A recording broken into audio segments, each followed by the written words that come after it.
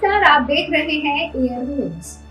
आज हम बात करेंगे कांग्रेस अध्यक्ष मल्लिकार्जुन खड़गे की, जिन्होंने गुरुवार को भाजपा पर हमला बोला।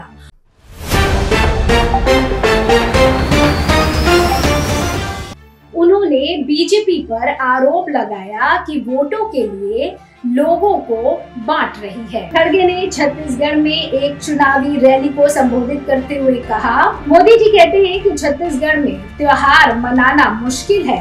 कौन सा त्योहार मनाना मुश्किल है और किसके लिए, वो ये कहकर लोगों को उकसा रहे हैं। हर तरफ एक ही गूंज है, 3 दिसंबर को भाजपा आवत है। भाजपा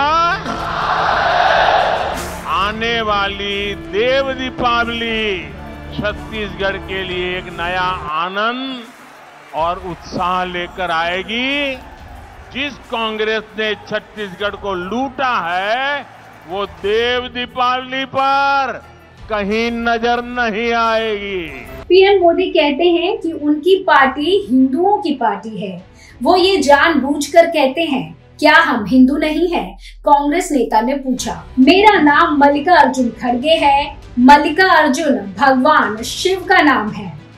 मोदी जी, आप किसे धोखा दे रहे हैं? आप झूठ क्यों बोल रहे हैं? खड़गे ने विभाजनकारी राजनीति के खिलाफ चेतावनी दी। कहा कि अगर पीएम बार बार ऐसी टिप्पणी करते रहे तो देश के बच्चों के मन में नफरत होगी। तो फिर भाजपा की विधि की तुलना राहुल गांधी के नेतृत्व वाले भारत जोड़ो यात्रा से करते हुए कहते हैं कि कांग्रेस सांसद ने देश के लोगों को प्यार और स्नेह से जोड़ने के लिए देश भर में 4000 किलोमीटर पैदल चले।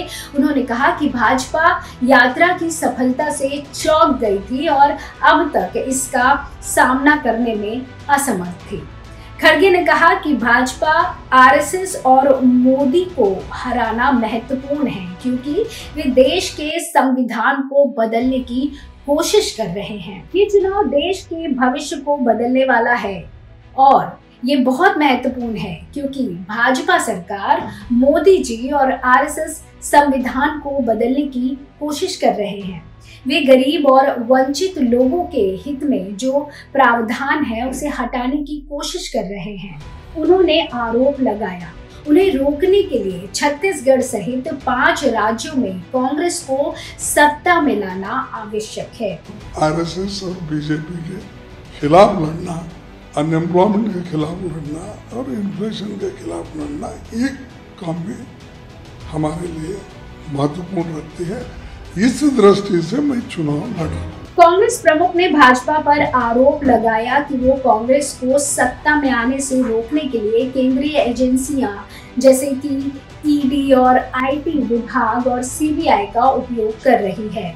लेकिन उन्होंने विश्वास दिलाया कि भाजपा की कार्रवाई कांग्रेस कार्यकर्ताओं को निराश या हतोत्साहित नहीं करेगी। छत्तीसगढ़ में मतदान का पहला चरण मंगलवार को हुआ। दूसरे चरण की तारीख 17 नवंबर की निर्धारित की गई है। मतों की गिनती 3 दिसंबर को होगी। इसी तरह की अन्य खबरों के अपडेट पाने के लिए एयर न्यूज को सब्सक्राइब और फॉलो जरूर करें। धन्यवाद।